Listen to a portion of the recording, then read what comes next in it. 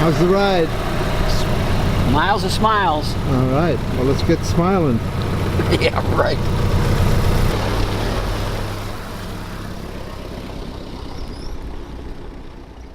I bought a 1929 Model A with a bad engine from a neighbor down the street for $50 when I was about 15 years old. And I pulled it home on a rope and pushed it in the garage and started taking it apart.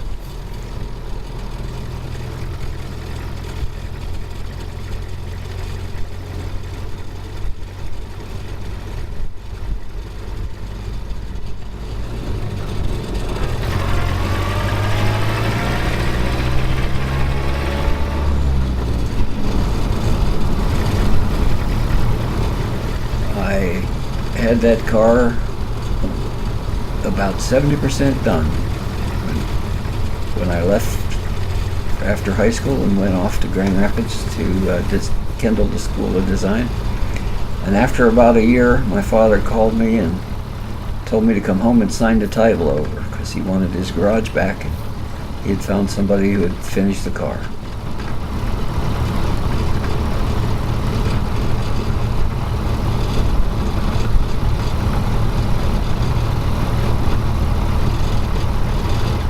Well, I did a drawing of the car as it looks today in about 1966, and then went to car shows with a dear friend, Jim Teach, and told him about my Model A, and we were always looking for one to replace the one that got away.